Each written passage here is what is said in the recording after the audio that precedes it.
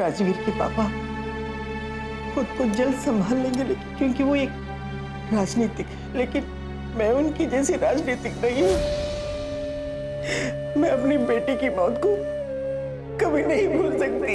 और मैं तो ये कहता हूँ कि मेरी बेटी किसी की दुश्मन नहीं थी। यानी कि आपका कहना भी यही है कि सूर्या केवट आदित्य को मारना चाहता था और गलती से आपकी बेटी मारी गई? देखिए, उन्होंने कहा तो है कि विधायकों को मनाने की कोशिश करेंगे। और हाँ, आप आज ही पार्टी ऑफिस जाकर आचार्य जी से मिल लीजिएगा। आपको पार्टी की मेंबरशिप भी मिल जाएगी और पार्टी का टिकट।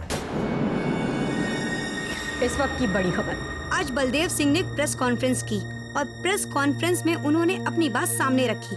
मीडिया के सामने बोलते हुए उन्होंने मीडिया के प्रश्नों के उत्तर दिए, जबकि इस बारे में जनता जनार्दन पार्टी के अध्यक्ष विश्वनाथ आचार्य जी की ओर से कोई खुलासा नहीं किया गया है।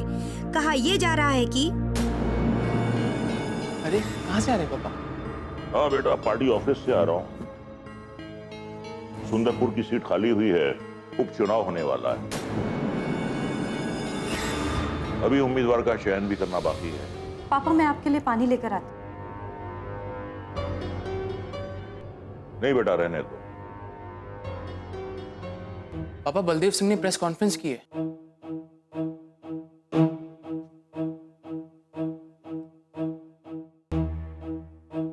अब हम आपको दिखाते हैं जो बलदेव सिंह ने प्रेस कॉन्फ्रेंस करके कहा है। देखिए, मैं कभी किसी पार्टी का मोहताज नहीं रहा हूं। मैंने अपनी राजनीति खुद की है। देखिए, मेरा अगला कदम यह है कि मैं एक पार्टी बनाऊंगा। उसका जल्दी ही गठन होगा।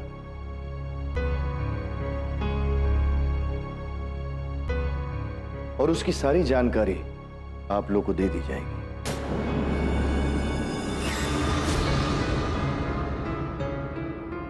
अब आज की दूसरी खबर। दिल्ली में एक बड़ा हादसा होते होते रह गया। बलदेव सिंह नई पार्टी बनाना चाहते हैं? जाहिर सी बात है बेटा कि हमसे रिश्ते खत्म होने के बाद वो कुछ ना कुछ तो करेंगे ना। ज्यादा से ज्यादा वो पार्टी बनाएंगे और क्या करेंगे। लेकिन पापा, नई पार्टी बनाने के बाद वो लोग पहले जैसा ओहदा हासिल कर पाएंगे? देखो बेटा, पार्टी बनाना अलग बात है। पार्टी बनाना, चुनाव लड़ना, ये इतना आसान नहीं होता। इसके लिए बहुत वक्त लगता है। लेकिन बलदेव सिंह को सारे रास्ते मालूम हैं। और पार्टी बनाने के बाद उनका अगला कदम क्या होगा, इसका अंदाजा है मुझे। पर कौन सा कदम उठाएंगे वो? 8,000 करोड़ का मुद्दा जो उन्होंने उठाया है, इस मुद्दे को वो एक तुरुप के पत्ते की तरह इस्तेमाल करेंगे। मैं आपकी बात समझी नहीं पापा। बेटे, मैं तुम्हें समझाता हूं ताकि तुम दोनों को भी राजनीति के दांव पेच मालूम होने चाहिए। बलदेव सिंह पार्टी बनाने से पहले और पार्टी बनाने के बाद जो पहला खेल खेलेंगे कि जिन विधायकों पर घोटाले के आरोप हैं, यह कहकर उन्हें डराया जाएगा कि अगर तुम उनके साथ शामिल नहीं हुए तो तुम्हें घोटाले के आरोप में फंसा दिया जाएगा। और जिनके खिलाफ घोटाले का कोई आरोप नहीं है, उन्हें यह कहकर अपने साथ मिलाने की कोशिश की जाएगी कि मुख्यमंत्री जी ने आपके साथ सौतेला व्यवहार किया। और इन विधायकों के अलावा पहले से ही कई विधायक उनकी मुट्ठी में हैं।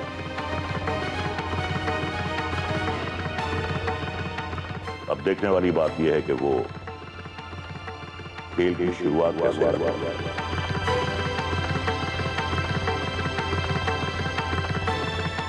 लेकिन पापा, अब शारदा आंटी का क्या स्टैंड होगा? क्या वो भी इस्तीफा देके पार्टी छोड़ेंगे?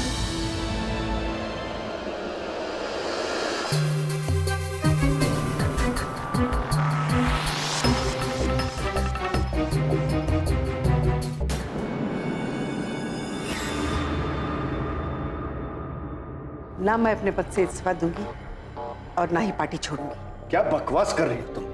जब मैंने नई पार्टी बनाने का फैसला कर लिया है तो फिर तुम्हें उस पार्टी में रहने का क्या मतलब? आप पार्टी बनाना चाहते हैं बनाइए, लेकिन जो प्रण मैंने किया है,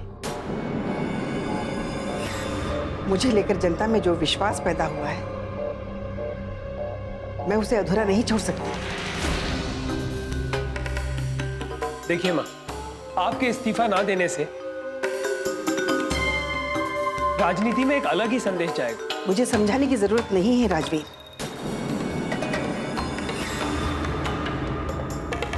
तुम्हें इस घर में रहकर चलना तो मेरे हिसाब से ही। मेरे खिलाफ तुमने मीनाक्षी की शादी का फैसला किया, लेकिन मैंने वो गलती इसलिए माफ कर दी क्योंकि मीनाक्षी नहीं रही। लेकिन मैं तुम्हारी दूसरी गलती बर्दाश्त नहीं करूंगा। मैं अपनी बेटी के अधिकारों के लिए तो लड़ नहीं पाई, लेकिन इस देश की हर बेटी के लिए मैं जरूर लड़ूंगी, उनके अधिकारों के लिए लड़ूंगी। किससे लड़ोगी तुम? किससे लड़ोगी? बहुत बड़ी गलती कर रही हो तुम। तुम्हें राजनीति की इतनी लत लग गई है कि तुम मेरे खिलाफ जाने का फैसला कर रही हो। मैं जानती हूं, आप सोचते कुछ और हैं और बोलते कुछ और हैं। तुम जो राजनीति करना चाहती हो उसे क्या हासिल कर लोगी तुम? इस घर में रहकर तुम दूसरी पार्टी के लिए काम करोगी और वो भी मैं बर्दाश्त करता रहूंगा।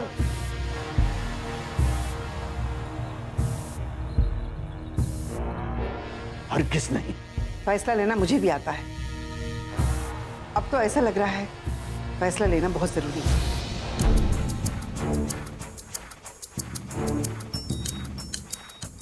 इसीलिए मैं आपकी ये दुनिया छोड़कर जा रही हूं और यहां से कुछ भी लेकर नहीं जा रही।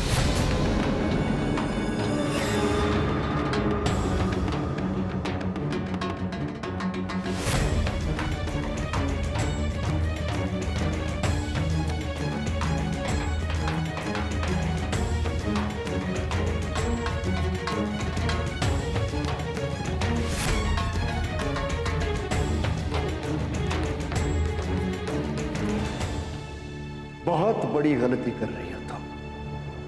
तुम्हें राजनीति की इतनी लत लग गई है कि तुम मेरे खिलाफ जाने का फैसला कर रही हो। तुम जो राजनीति करना चाहती हो उसे क्या हासिल कर लोगी तुम? इस घर में रहकर तुम दूसरी पार्टी के लिए काम करोगी और वो भी मैं बर्दाश्त करता रहूंगा। मैडम,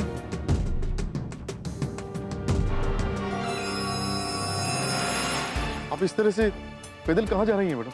पता नहीं प्रदीप जी मैं कहाँ जा रही हूँ, मुझे खुद नहीं मालूम। अगर आप मुझे वापस आने के लिए कह रहे हैं तो मैं वापस नहीं आऊंगी। नहीं मैडम, हम आपसे ये नहीं कहेंगे कि आप वहां वापस जाइए। बस हम तो ये कहना चाहते हैं कि आपको यहाँ वहां भटकने की जरूरत नहीं है। भटकना तो पड़ेगा प्रदीप जी, जब तक कोई ठिकाना न मिले। नहीं मैडम, आप भूल रही हैं, आप जनता की प्रतिनिधि हैं। जनता को लेकर अपनी जिम्मेदारी के बारे में सोचकर ही तो मैंने घर छोड़ा है। आप विधायक हैं मैडम, और सरकार की ओर से विधायकों के लिए विधायक निवास भी होता है।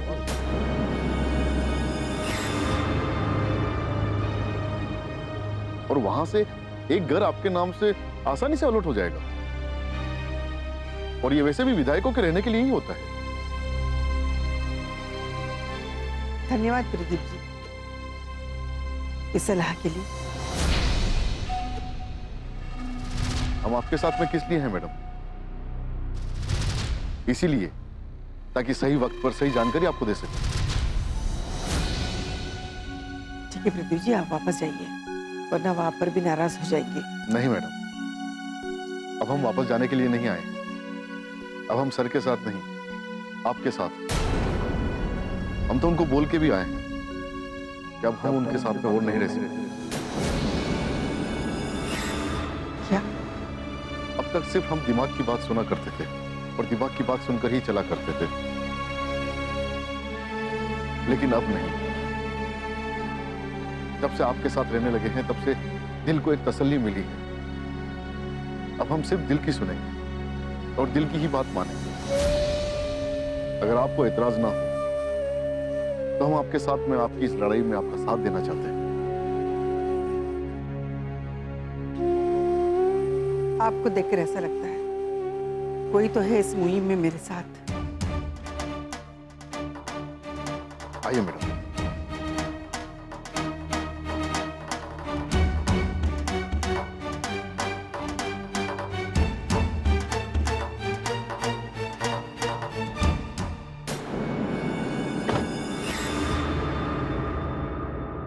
और वो जो फाइलें तैयार करने के लिए बोला था शांतिलाल जी, वो ठीक से हो गई ना? ठीक है।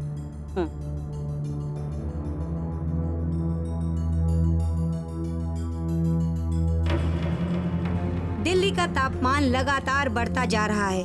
आज दिल्ली का तापमान 42 डिग्री सेल्सियस रिकॉर्ड किया गया। इस बढ़ते तापमान के बीच कुछ राज्यों में राजनीतिक गर्मी भी बढ़ गई है।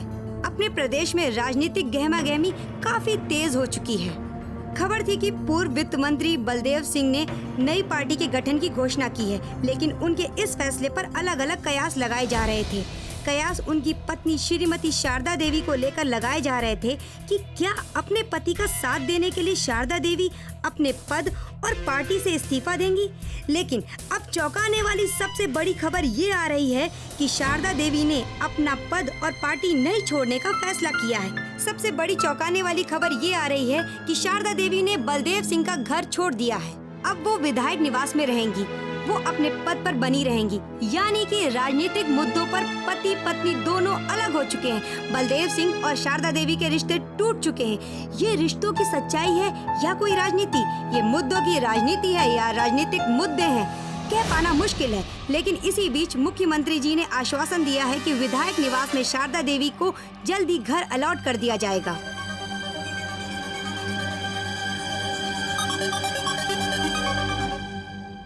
सचमुच ये तो हैरानी वाली बात है। अब देखना ये है कि शारदा देवी और बलदेव सिंह के अलग होने का असर प्रदेश की राजनीति पर कितना पड़ता है। इधर शारदा देवी बलदेव सिंह से अलग हुई और उधर मुख्यमंत्री जी ने शारदा देवी को विधायक निवास में फ्लैट अलॉट करवाने का आश्वासन भी दे दिया।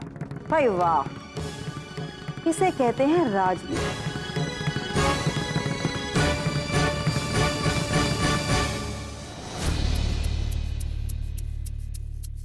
माँ अगर पद और पार्टी से इस्तीफा दे देती तो इस जीवन नगर की सीट पर उपचुनाव करना पड़ता, और फिर माँ अगर पापा की पार्टी से चुनाव लड़ती तो उनकी जीत होती और ये हमारी पार्टी की पहली जीत होती। मुझे तो लगता है कि मुख्यमंत्री जी और उनके लोगों ने प्रदीप जी को पहले से ही अपने साथ मिला लिया था और उन्हीं के कहने पर माँ को पापा के खिलाफ भड़काया गया। प्रदीप जी ने मीनाक्षी और आदित्य की शादी की सारी तैयारियां करवाई और ये बात छुपा कर रखी।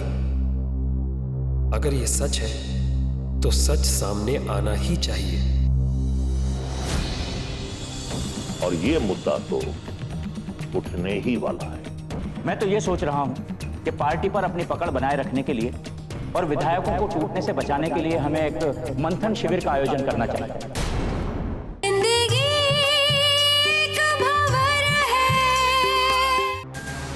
देखिए मुख्यमंत्री जी, मैं पार्टी का अध्यक्ष, पार्टी को कैसे बचाना है, उसके लिए कौन सी नई रणनीति अपनानी है, इस विषय में मैंने पार्टी के महासचिव देवराज जी को बुलाया है। जी, मुझे अपनी जिम्मेदारियों का अच्छी तरह एहसास है। मैं जानता हूं मुझे क्या करना है। नमस्कार।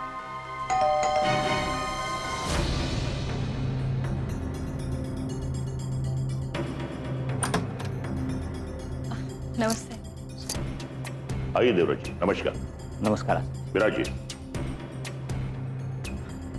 फरमाइए। जी, आपसे रिश्ता टूटते ही बलदेव ने नई पार्टी के गठन की घोषणा कर दी।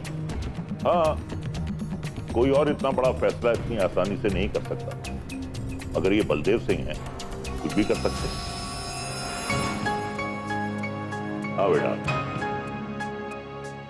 देवराज जी, ये मेरी बेटी ज्योति है, कनाडा से अपनी पढ़ाई पूरी करके आई है। खुश। हाँ, तो मैं कह रहा था कि वो बलदेव सिंह, हर बात के पीछे उनकी कोई ना कोई रणनीति होती है। ऐसा नहीं हुआ कि वो अचानक सुबह उठे और उन्होंने नई पार्टी का ऐलान कर दिया। मुझे अंदेशा है इसी बात का आचार्य जी कि नई पार्टी बनाकर वो कहीं अपने ही विधायकों को तोड़ने की कोशिश न करे।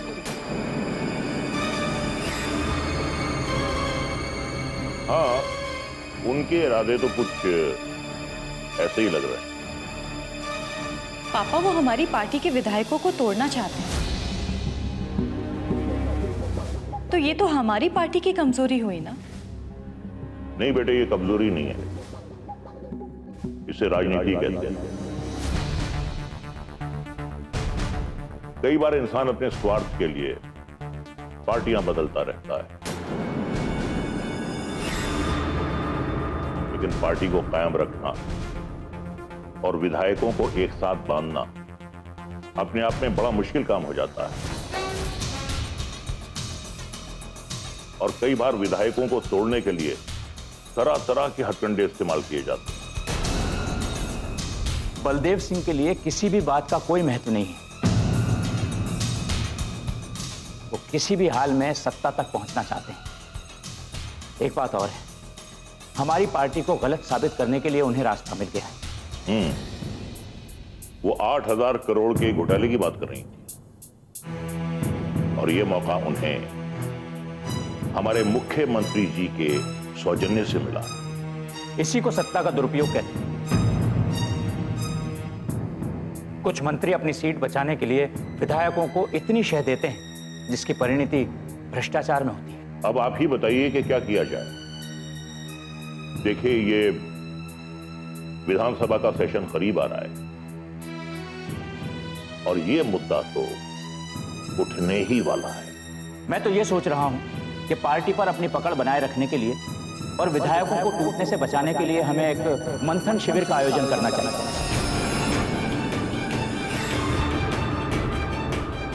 जिसमें हमारे सारे मंत्री शामिल होंगे और विधायक भी शामिल होंगे, जिन्हें अपनी बात रखने का मौका दिया जाए। आप ठीक कह रहे हैं। इस घोटाले से कई विधायक आहत हुए हैं, उन्हें भी बोलने का मौका मिल जाएगा। और कई बार अगर अपनी बात पार्टी के सामने ना रख सके तो ये आक्रोश का रूप भी ले सकती है। इसलिए मैं चाहता हूं कि एक मंथन शिविर का आयोजन किया जाए और हर मंत्री और विधायक का उसमें शामिल होना अनिवार्य है। जी।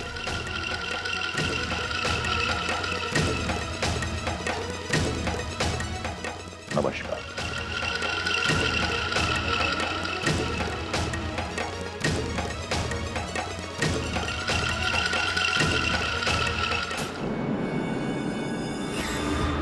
सर के इस नई पार्टी को बनाने के फैसले को लेकर राजनीतिक हलकों में हलचल तो मची हुई है, क्योंकि सब जानते हैं कि सर के मंसूबे क्या हैं। किस मंसूबे के बारे में बात कर रहे हैं? मैडम, वो ये सरकार को चलने तो नहीं देंगे, इसीलिए उन्होंने ये भ्रष्टाचार वाले मुद्दे उठाए। मुद्दा चाहे जिसने भी उठाया हो प्रदीप जी, भ्रष्टाचार तो हुआ है और मैं भी इसके खिलाफ आवाज उठाने वाली हूँ। जनता ने आपको कुर्सी पर बिठा दिया, इसका मतलब ये तो नहीं कि हम जनता के पैसों को इस तरह लूटते जाए। नमस्कार माँ जी।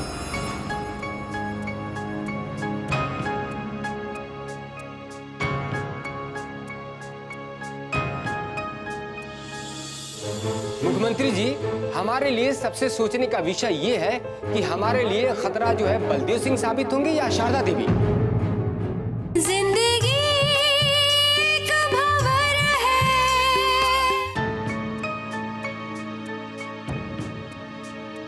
जीते रहो बेटा, बैठो।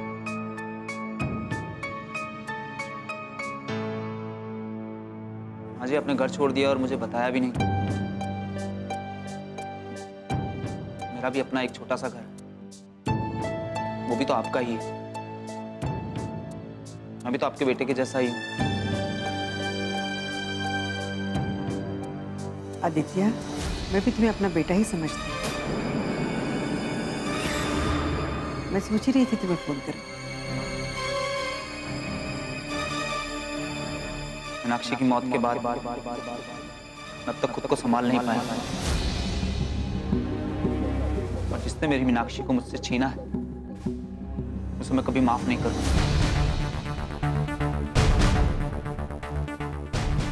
मीनाक्षी को जिसने मारा है उसने भी तो यही बयान दिया कि वो तुमसे बदला लेना चाहता है और तुम मुझसे बदला लेना चाहते हो। बेटा, बदले की आग वो आग होती है जो एक को नहीं दोनों को जला देती है। निकाल दो इन बातों को दिल से।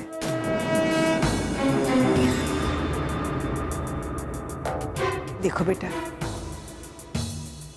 मीनाक्षी मेरी बेटी थी। उसे खोने के बाद मुझे ऐसा लगने लगा जैसे मेरी जिंदगी में मेरे लिए अब कुछ नहीं रहा। एक माँ अपने बच्चों की खुशियों के लिए ही जीती है, लेकिन मैं मीनाक्षी को कुछ नहीं दे पाई। लेकिन उसकी मौत ने एक मकसद मुझे जरूर दे दिया है। जो मेरी बेटी के साथ हुआ है ना, वो और किसी और बेटी के साथ नहीं होगा। हमें समाज को बदलने में थोड़ी सी भी कामयाबी मिली तो मेरी बेटी के लिए इससे बड़ी श्रद्धांजलि और कोई नहीं होगी। ठीक है माँ जी, बिल्कुल सही कहा आपने। आज से आपके इस लक्ष्य में मैं भी आपके साथ हूँ। हर कदम, हर वक्त।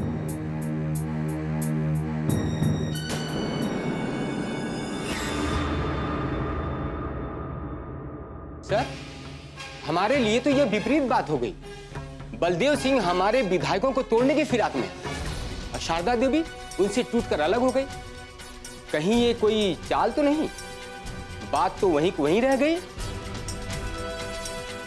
नहीं लले, मुझे इस मामले का पता लग चुका है। देखो, वैसे तो बलदेव सिंह और शारदा देवी दोनों राजनीति में हैं, लेकिन दोनों के रास्ते अलग अलग हैं। बलदेव सिंह सत्ता की राजनीति करना चाहते हैं और शारदा देवी समाज सेवा। और शारदा देवी अपने पति को समझ भी चुकी है। दोनों के अलग होने का कारण भी यही है। मुख्यमंत्री जी, हमारे लिए सबसे सोचने का विषय ये है कि हमारे लिए खतरा जो है बलदेव सिंह साबित होंगे या शारदा देवी।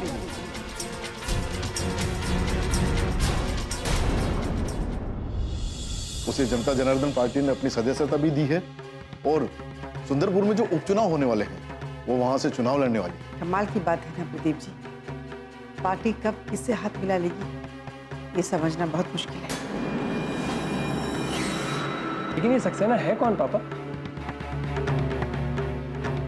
बेटा, मैंने उसे अपना पीए नियुक्त करने के लिए बुलाया है।